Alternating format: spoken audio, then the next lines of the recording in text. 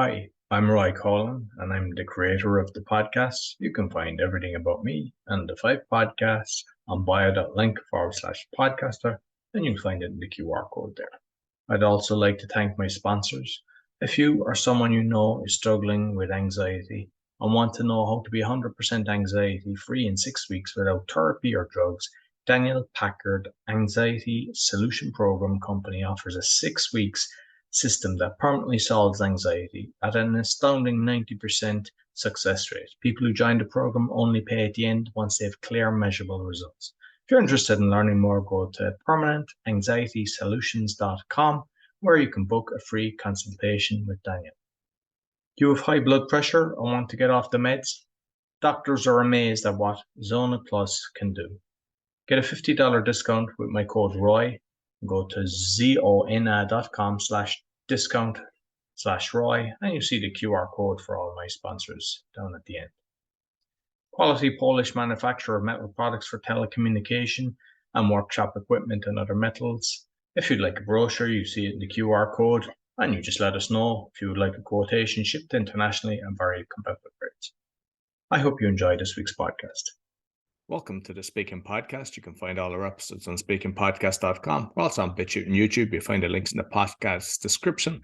I'm also a podcasting coach because I got 4 other podcasts. You'll find everything on bio.link/podcaster. My guest today is in America. Basically, she's a brand and business crystallizer, strategic co-creator, certified speaking professional, author, and I believe podcaster as well. Please welcome Theresa Rose. Thank you so much, Roy, for having me on your show. I'm excited. No, looking forward to it. So I suppose, I mentioned you're doing a lot, but you can kind of let the listeners know a little bit more about Theresa. Yeah, so I started in the thought leadership realm about 12 years ago as a professional keynote speaker. So I was on big stages and I'm an energizer. That's what I was doing on stage, is really bringing some inspiration and motivation to organizations and associations.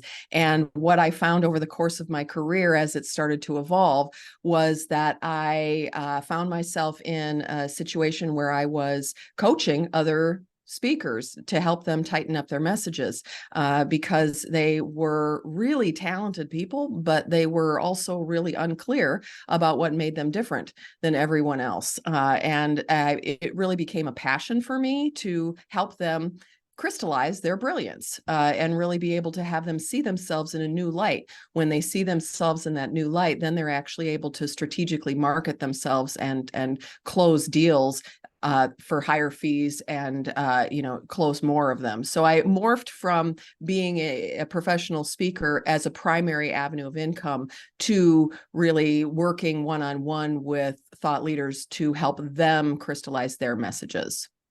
Excellent.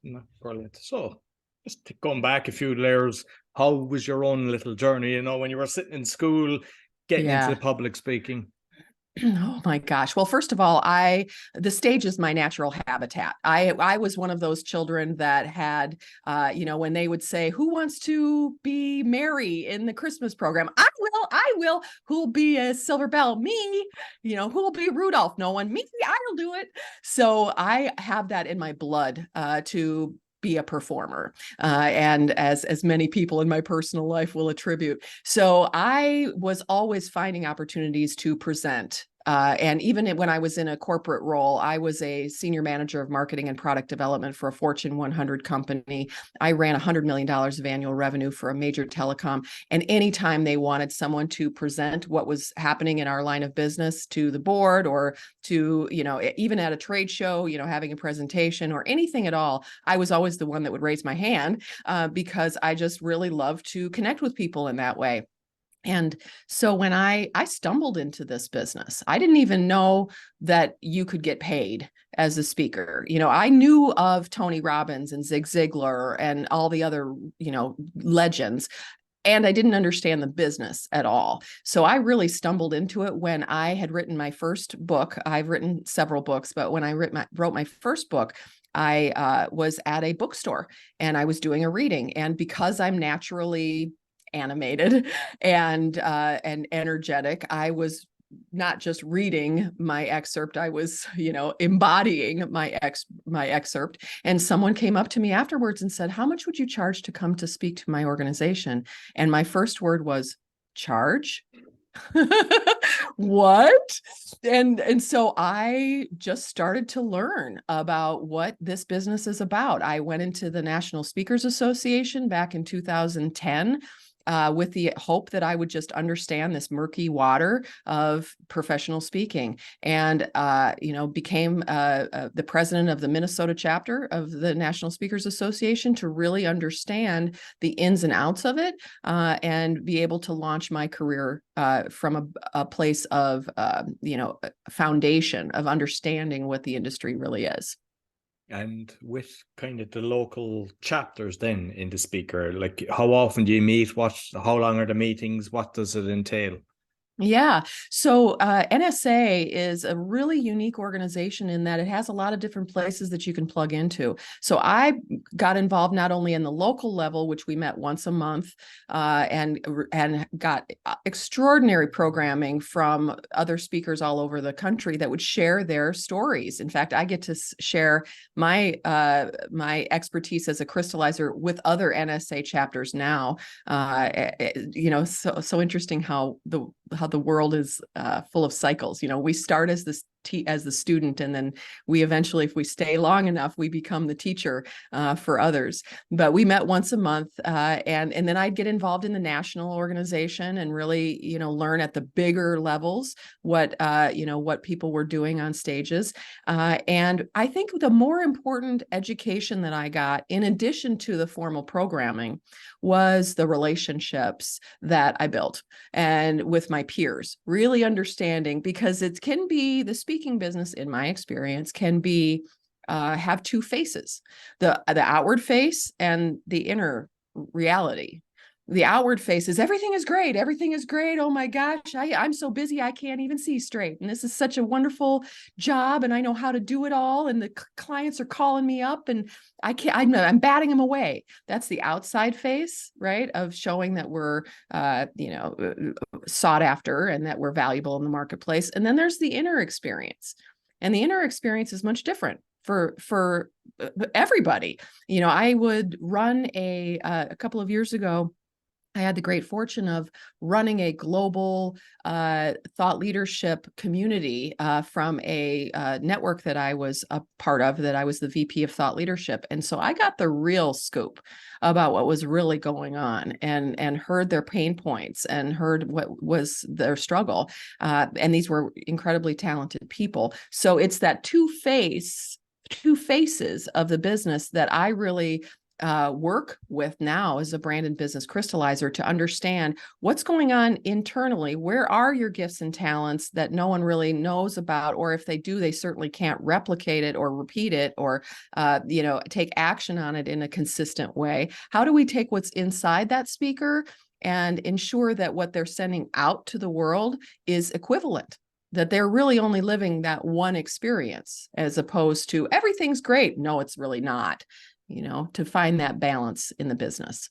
And like, I believe as well, just be surrounded by professionals, knowing the value that you can charge, because a lot of the times people don't know, they might be charging $1,000 when they could be getting 10,000, that right, by sharing the experience. And I presume as well, there's a lot of kind of helping each other out, that if you're not going to be going back to a few different events, but you could recommend some of your colleagues, which absolutely, and they're doing the same. So you're just kind of making sure that you're getting a continuous flow of work. Absolutely. A part of doing this business isn't just being successful on the platform. It's being successful as a business person as well. And so being successful as a business person is looking at your client relationship beyond the transaction of, you're hiring me for an opening keynote at this conference on this day, and looking at it as a long-term relationship and that's what I tell them when I have that exploratory conversation with them about speaking with them. I will say, I'm a consultative keynote speaker. I want to know, I solve problems for a living. That's what I do. And so I want to know, tell me about everything about your event from stem to stern because they all call and say, are you available and what's your fee? right? Those are the two things they want to know. And if speakers only answer those two questions without really becoming a consultative professional and say, I'd love to answer that, thank you so much. And for me to be able to give you a proper response to your question, I really need to understand, based on my process, what you are doing and what your vision is. And let them start talking with the notepad right next to you. Let them start talking about, and I say to them, help me understand what your event is like from the moment you arrive to the event to the last box is packed and you're on your way to happy hour to celebrate. Tell me everything. And they tell me everything. Maybe there's a leadership dinner, and maybe there's a panel of experts at lunch, and maybe they have 2 different breakout sessions in the afternoon. I want to understand the entire landscape, because once I can do that as a consultative speaker, then I can look at them and say, great, let me share with you, first of all, how my opening keynote, if that's what they're calling me for, what my opening keynote satisfies in your program. And I literally repeat back what they're looking for. Right. So I heard you say that you're looking for someone funny and energetic and inspiring and bring the energy in the room up. Okay, well, this is what I deliver. I deliver a fun, energizing, inspiring program that does X, Y, and Z.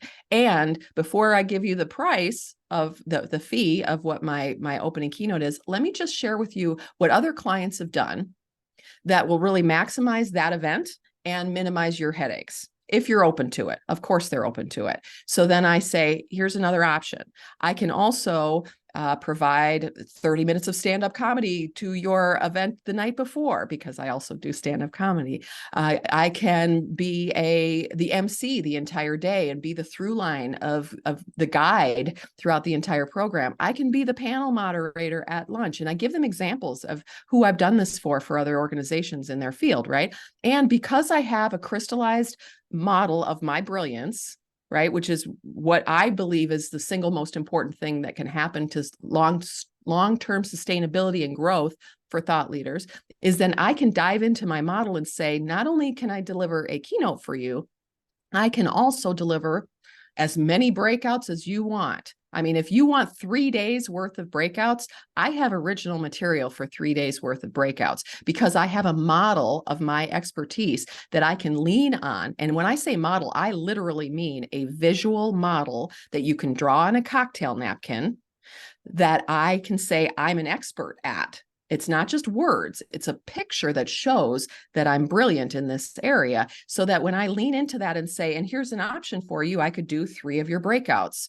And you wouldn't have to pay expenses for your other speakers to come in, and they will already have known me because I'm an opener. And so you're going to have breakouts that are going to be more engaging, right? So I went from selling an X $1,000 keynote to, Y day of activity that was more than double of what my original fee is. Really becoming a consultative speaker, leaning into your own expertise from a model standpoint, is where you can really, really start seeing some serious activity as a speaker. Excellent. I saw actually on your website your pre-event questionnaire, but based on what you said, going into all that detail, and I presume by having it online as well, because sometimes people are probably, depending on who's organizing it, they're going out to a few people, and by just seeing the experience and the detail, it shows the professionalism, which in turn kind of puts you ahead of the others. Exactly, Roy. Exactly. So there are a million people that are on stages that are effervescent and funny and engaging and memorable. They are all those things. And some of them aren't, but there are a lot of really talented people on stage. Are they talented as business people? Are they talented as business people? Are they extraordinary marketers? And when I say marketing, what I'm talking about is, are you marketing the same messaging over and over and over again, so that whoever is hearing about you is getting the same messaging, right? No matter what, wherever they read you, listen to you, watch you, and interact with you. If you read me on my website and you look at my LinkedIn and you watch my videos and you interact with me on a phone call, I talk about the same thing: crystallization, clarify, amplify, monetize. That's my jam. right? So that not only do you want to be an extraordinary marketer as a professional speaker, you also want to be an extraordinary salesperson. This is their Achilles heel. I have been, over the last 12 years of this business, in leadership in an industry, I have seen so many incredibly talented people fall away out of this business because they refuse to embrace the idea of being an extraordinary salesperson. They go, oh, I'm not a salesperson. I don't want to do any of the salesperson. Ugh. And there's this idea that you don't want to own your salespersonship. And what I work with people in, not only creating their crystallized brilliance from a marketing standpoint, is then once you're crystallized and have a model of your expertise, you now want to be able to have extraordinary sales conversations, right? How do you have an extraordinary sales conversation as a speaker? In my experience, here's how you do it. You let go of your preconceived notions of what sales is, and you reorient yourself to the idea of show and tell. So I am not intimidated in any way, shape, or form with any conversation that I can have with anyone, period, about what I can do. I know myself so well, and I know my value so well that whoever is on the other side of that Zoom window, I can have a conversation with about what I do that's amazing. And the real issue of sales then is I listen first and foremost. Right? Before you go into your dog and pony show, sales is different than marketing. You listen and you understand what their true challenges are and what their true aspirations are. I hate the phrase, what keeps you up at night? I'm not the kind of person that wants to even talk about anybody not getting enough sleep. I have a section in one of my books about the value of sleep. So let's not glorify what keeps you up at night. Okay. What I want to talk about is where are you? What is your aspiration? What is the ideal? What would you love to have? Tell me if I could satisfy a need, what would that be? Right. I want to know that. And then when I listen to it very carefully and clearly, and I understand who's on the other side and I can empathize with them and what they need, then all I need to do is simply show and tell my model. I just show it and tell about it and say, other people have done this to great effect. This is how much it costs. Are you interested? Yes or no? And it's okay if it's no, or I always think of it as not right now, right? Not right now. It's okay. And when you can rise to the occasion with your sales conversations where you are in a peer relationship, as opposed to, oh, please pick me, then it changes the entire dynamics. And by the way, it allows you to say a higher number with utmost confidence and have them not even flinch. And if they're not even flinching at the number that you're saying, it's too low. Right? Absolutely. And like when you see somebody so organized and professional, as you've just said, as opposed to the other person that don't have the kind of breakdown and everything, the other people are the ones that give you trouble, or they turn up late, or they're not doing something, or they're just, they're just there and they're gone. They're not staying around and everything. So my experience in life is when you see people that are extremely organized and they're straight and they're confident in themselves, they're the ones that will actually give you the best value. And you shouldn't be looking at the dollar value, because at the end of the day, if you're doing an event and you're making kind of return people, they'll actually earn you more money. Absolutely. Absolutely. And those are the kinds of things that consultative speakers can talk about to say your value, and never knock anyone, right? There are so many amazing peers out there that I just go, yes, great, wonderful. Absolutely. And if you're looking for somebody who's got business at her core, right? I have got a deep understanding of what makes business tick and sales and marketing around it, that I'm going to deliver this. And yes, I'm going to be amazing on stage too. And what they really want to know is, are you going to make me look good? And are you going to run this well? And are you going to not give me a bunch of headache? Right. And so how you present yourself in every aspect, how you present yourself on your website, how you present yourself in the sales conversation, how you present yourself in your proposal, all of those things matter. So if you have gaps in your offering as speakers, this is what I encourage your listeners to consider, is where are the gaps in your level of professionalism? If there are speakers out there that go, oh, I don't, my website's not important. It's not been updated in 7 years. Guess what? Just because you're ignoring it doesn't mean it doesn't exist. All right. People are going to your website. They're checking your social media. They're checking everything. Yes, they are. And so just because you don't want to look at it doesn't mean that it's not having a serious impact on decision-making that you don't even know about. Absolutely. And I want to touch on the Forbes thing, but before I do, with the Speakers Association, I'm just curious with coaching, do they actually touch on that as well for those that are coaches? Because I know, like with the speaking, so they do, yeah. Yes, they do. So I've been privileged to actually crystallize the brilliance of the National Speakers Association recently, a 50-year organization that has been in place to help those who share their expertise on what I like to say on the stage, the page, and the screen. So they work with thought leaders. Right. So thought leaders, and especially now, 20 years ago, 30 years ago, you had people that were siloed, right? You had speakers that they got a microphone and they do their thing. And then you had coaches in a different lane, and you had consultants in a different lane, and authors in a different lane. Now it's really everyone. And frankly, that is kind of what I would encourage everyone to consider, is to stop calling yourself just a speaker. If you really want to elevate your value and elevate your income, you will become an expert. And that expert is someone then who happens to have a lot of different avenues of expression of that expertise.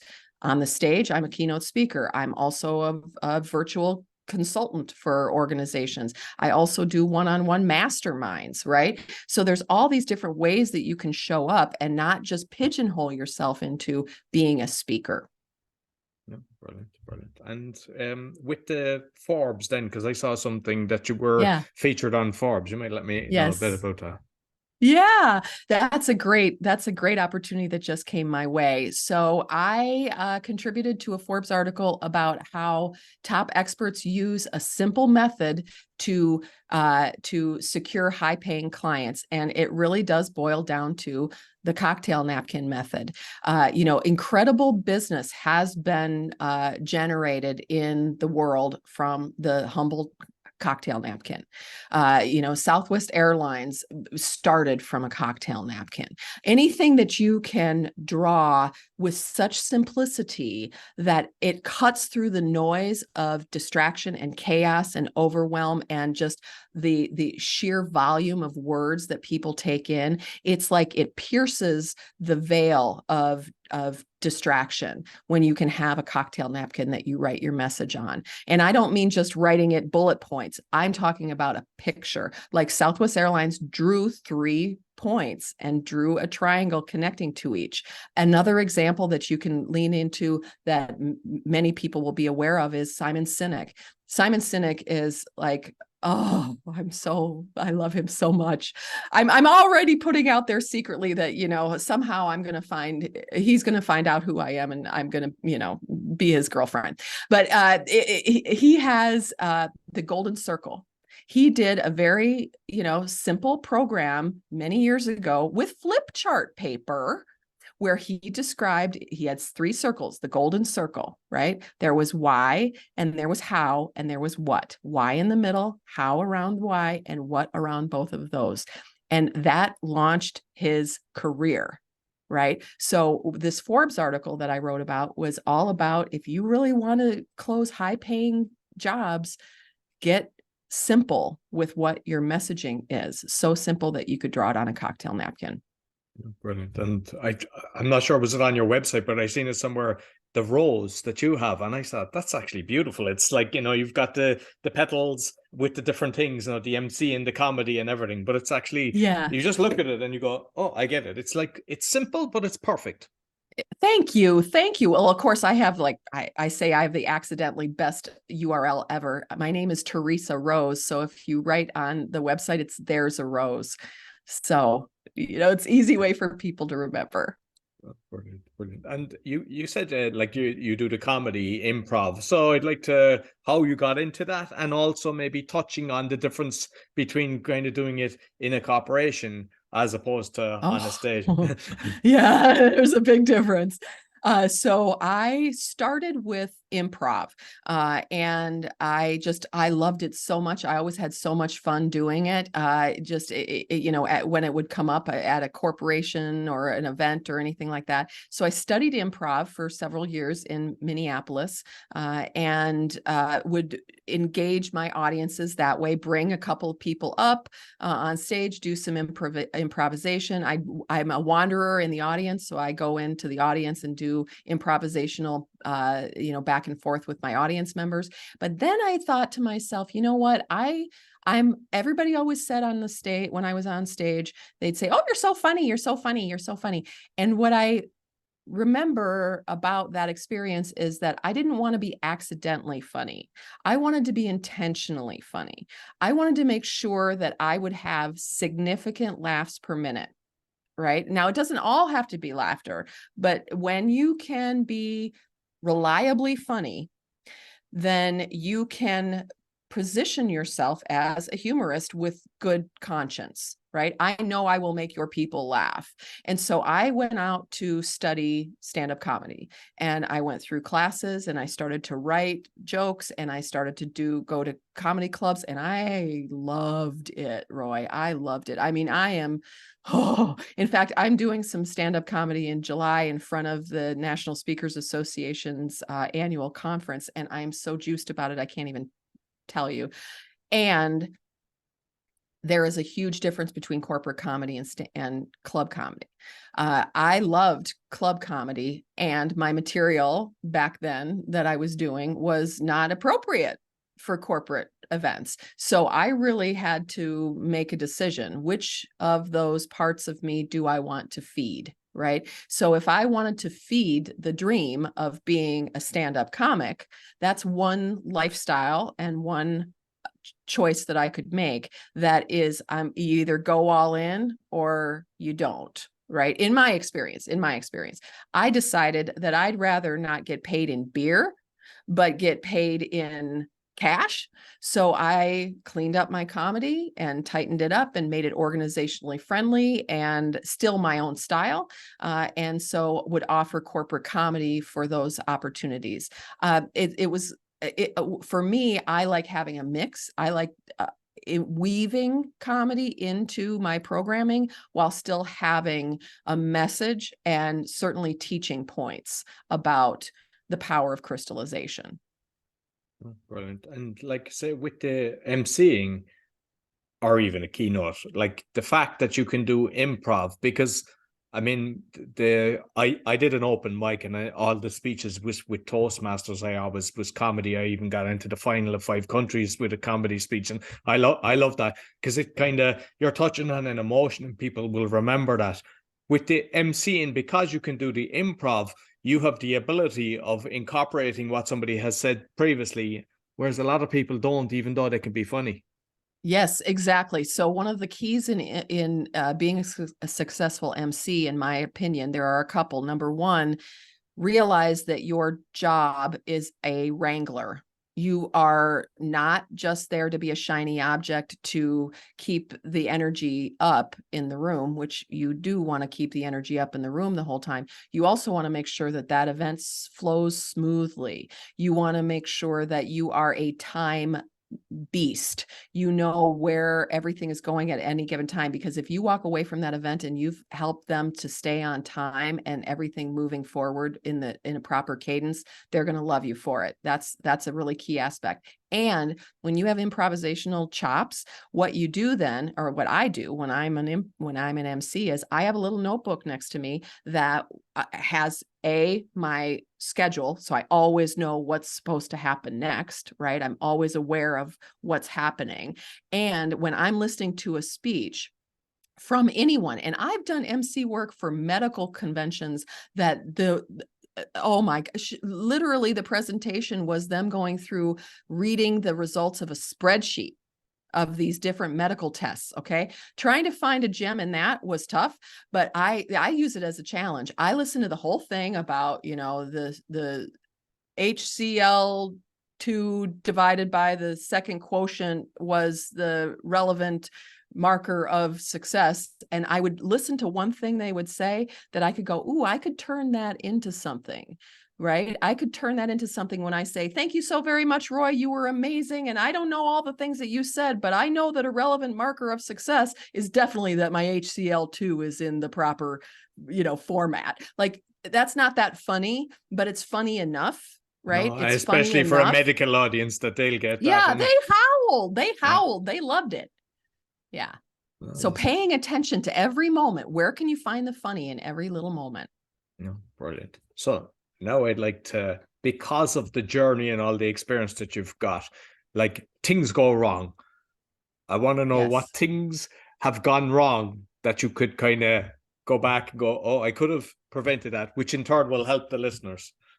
What has gone wrong? Well, my single biggest piece of advice to your listeners who are speakers or emerging speakers is to know your material so well that when the AV goes poof, when it crashes, when it crashes, not if, when it crashes, you don't just freeze. So that's another reason why I'm so passionate about creating crystallized models of people's brilliance, is because I know my program of Clarify, Amplify, Monetize. It starts from the heart of Clarify, it amplifies out to the world, and then you monetize. If I know that's my expertise and my trajectory, when the AV goes poof or the slide doesn't work or whatever, I want to be the AV.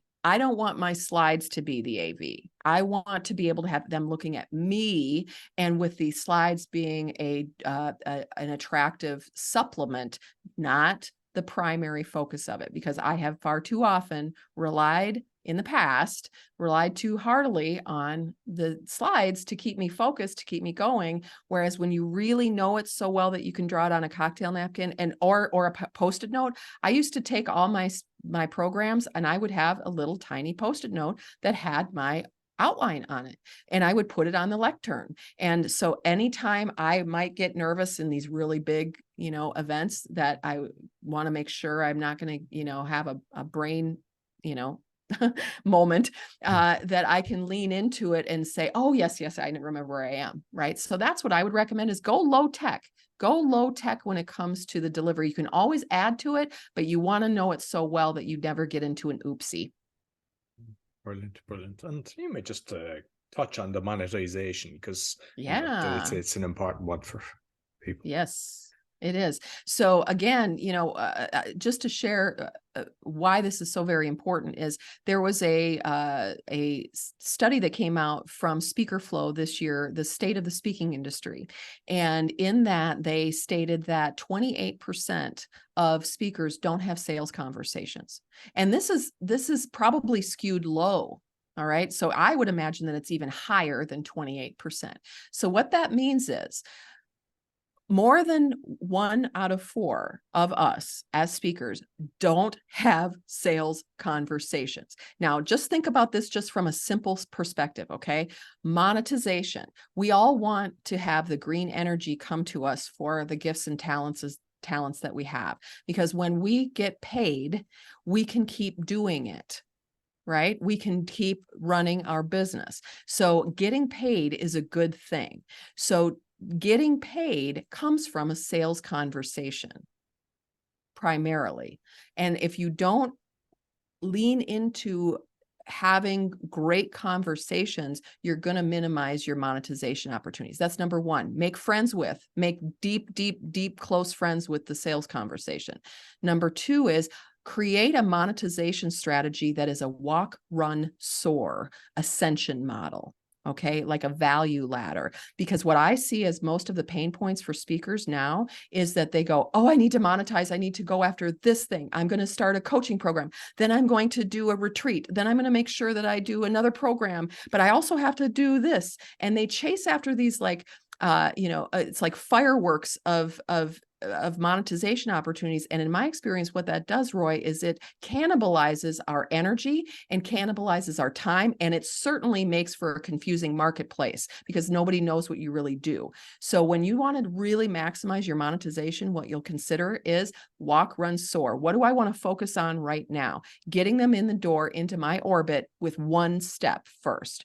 Then you dazzle those people that have taken that one step with you. And before you let them go from that experience, you give them a run opportunity, right? How do you run with me now? And then you drop that into that offer. And then when they're doing that, you drop the soar, right? So you're going step by step by step, as opposed to, I've got 7 things I need to energize right now. And geez, I hope one of them works. That is not a recipe for A, fun, or B, monetization. It's like, they're chasing 5 rabbits and they'll catch none. Exactly. I mean, I've made a mistake in my career. You kind of take on too many things, and it's like once you're laser focused, where energy Yes. goes, money flows. Exactly, Roy. Exactly. Yeah. Yep. And just curious, because I was on the Speaker Flows podcast and they were on mine. Is that something, because it's very professional the way that do you actually Yes. use that yourself? Do you? I sure do. I sure do. It was a game changer for me. I adore Speaker Flow. Previously to that, I was really struggling with my business because I didn't have the systems in place. And in my view, and actually I coach my crystallized clients who want to crystallize their business, who don't have the systems in place and they don't know how to do it. I actually suggest to them, hey, if you want to work with me for 6 months after you've gotten your brand crystallized and you really want to crystallize your business, become a user of Speaker Flow. And that's the only one I believe in. That's the only one I use. Not that there aren't others out there, but this one in particular is just really, really good. And so now it took me anywhere from 6 to 9 months to integrate my entire business into that platform. And now I don't know how to do life without it. It's really the ability for you to scale, because my brain can't keep it all in anymore. I can't run a business off of a spreadsheet and notebooks and pieces of paper and, gee, don't forget to call this person.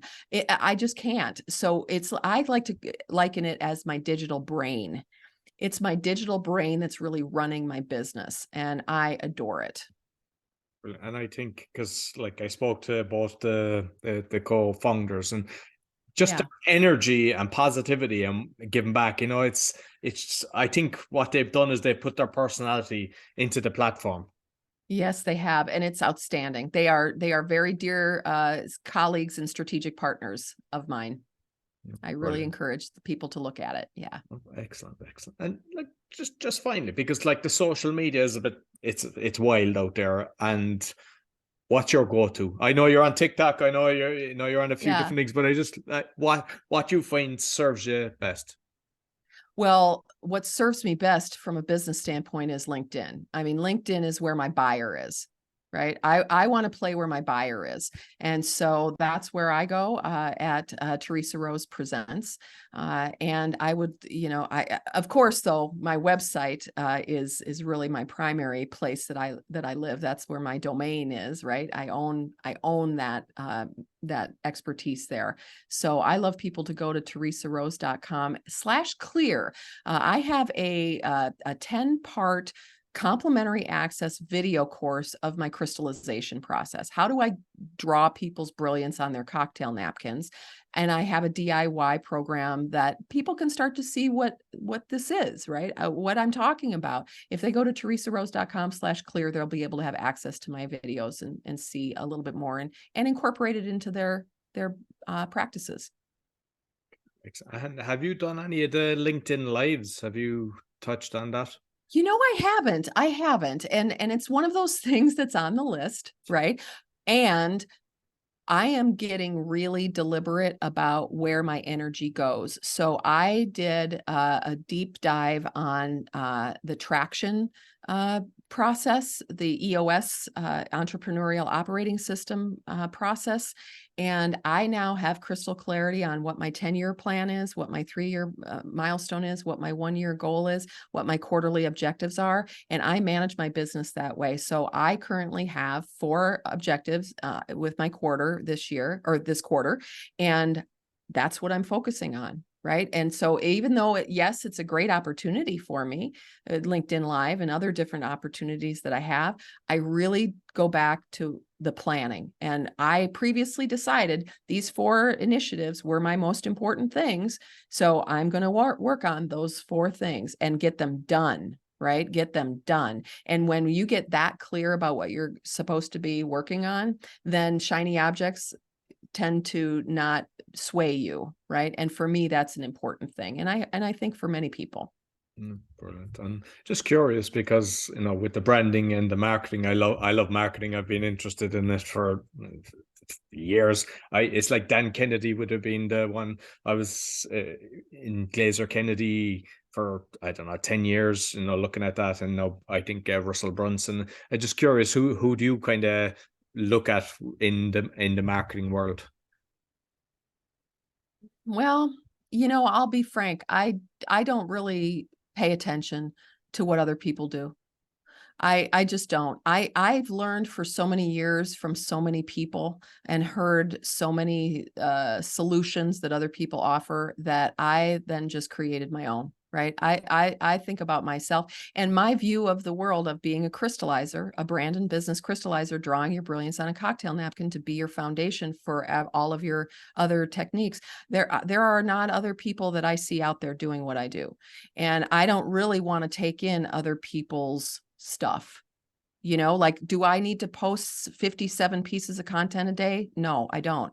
When you do the right content that is you all the time, you can do 4 pieces of content and it's just as effective, in fact, more effective, because it's an imprint of your energetic expertise. It's an imprint that you're putting out to the world. So those 57 pieces of content, if they're the actual same pieces of really valuable insight that people could understand and take action on, then you don't have to do that much. That's the thing. I want it to be fun. Marketing and sales should be fun.